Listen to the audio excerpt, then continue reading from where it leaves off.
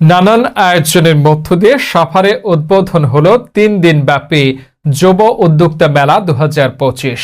বিস্তারিত প্রতিবেদনে।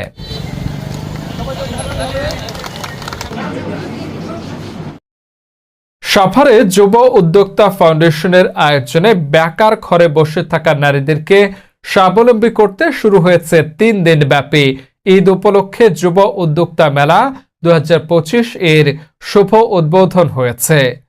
গেল বৃহস্পতিবার সাভার থানা রোডের মামুন কমিটি সেন্টারে এই যুব উদ্যোক্তা মেলার আয়োজন করা হয়। এখানে সাভারে এরকম মেলা আগে আমরা দেখি নাই আর কি। কলেজে যেহেতু আমরা ফার্স্ট ইয়ার এভাবে আসা হয়েছে, ভালো সুন্দর জিনিস উঠেছে। মেলার মাধ্যমে আমাদের উদ্যোক্তাদের পরিচিতি বাড়ে, আর যেটা খুবই গুরুত্বপূর্ণ।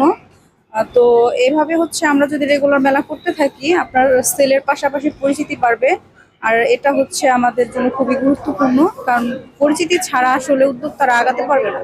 অনেক ভালো লাগছে, দেখি সারাদিন কেমন হয়, 3 দিন পর্যন্ত দেখবো কেমন বিক্রি হয়।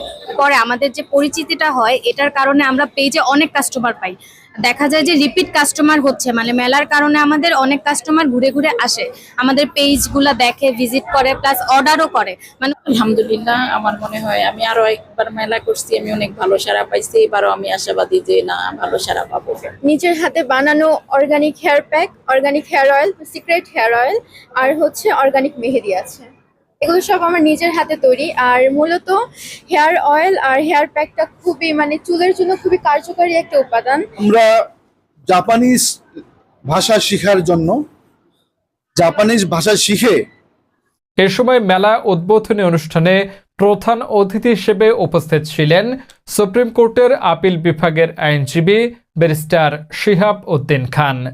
উদ্বোধনী অনুষ্ঠানে বিশেষ অতিথি হিসেবে উপস্থিত ছিলেন সাভার উপজেলা সমাজসেবা কর্মকর্তা KM শহীদুজ্জামান, বাংলাদেশ শিল্পকলা একাডেমির সাবেক উপপরিচালক ও সাভার ক্লাবের সভাপতি মোহাম্মদ আব্দুল কাদের তালুকদার।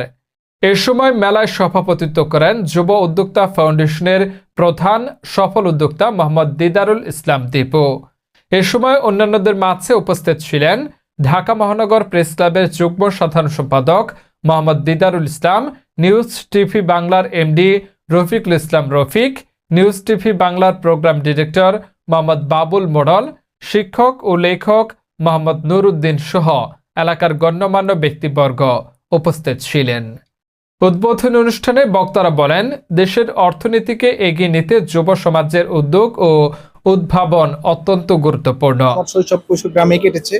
তো আমার মামা মাছ চাষ করতেন এবং আমার বাবা বিজনেস করতেন। তো ওই জায়গা থেকে আসলে আমার ব্লাড এই বিজনেস ব্যাপারটা রয়েছে, উদ্যোক্তা বিষয়টা রয়ে গেছে। সেখান থেকেই আসলে অনুপ্রাণিত হয়েই আসলে আমি আমার গ্রামে ছোটবেলায় 10 জন বন্ধু মিলে আমরা ছোট একটা সমিতি করে একটা NGO করি। NGO থেকে এখন আমাদের মার্কেট আছে, পাশাপাশি আমাদের এগ্রো ফার্মের পরিকল্পনা চলছে, বেশ কিছু মোটামুটি আমাদের বিজনেস আছে। তবে এমন আয়োজন তরুণ উদ্যোক্তাদের উৎসাহিত করবে এবং আত্মনির্ভরতার পথে তাদের আরো এক ধাপ এগিয়ে নেবে। উল্লেখ্য, ঈদ উপলক্ষে আয়োজিত এই মেলা চলবে আগামী শনিবার রাত 10টা পর্যন্ত। মেলায় বিভিন্ন খাতের উদ্যোক্তারা অংশ নিচ্ছেন এবং নিজেদের তৈরি পণ্য ও সেবা প্রদর্শন করছেন। স্থানীয়দের উপস্থিতিও চোখে পড়ার মতো। দর্শনার্থীরা বলছেন, শুধু ব্যবসা নয়, বরং এমন আয়োজন তরুণদের মাঝে নেতৃত্ব, উদ্ভাবন এবং সামাজিক অংশগ্রহণের মানসিকতা গড়ে তুলবে। উদ্যোক্তাদের নিয়ে এমন আয়োজন সময় উপযোগী এবং প্রশংসনীয়। এ সময় প্রধান অতিথি বলেন, আমি খুবই আনন্দিত হলাম যুব উদ্যোক্তা ফাউন্ডেশনের একটি পঞ্চম মেলা। ইতিমধ্যে এই মেলায় অংশগ্রহণ করে অনেকেই যুব উদ্যোক্তা হিসেবে সফলতার মুখ দেখেছেন। আজকের এই যুব উদ্যোক্তা ফাউন্ডেশনের যিনি সভাপতি, তিনি এই সভায় অবহিত করেছেন অনেকেই ভালো ব্যবসা করছেন, সফলতার মুখ দেখেছেন, অর্থনৈতিক সফলতার মুখ দেখেছেন। এগুলো জেনে খুব ভালো লাগলো। এই যে একটি যুব উদ্যোক্তা ফাউন্ডেশন থেকে উদ্যোক্তাদেরকে একত্রিত করা সহজ কাজ নয়।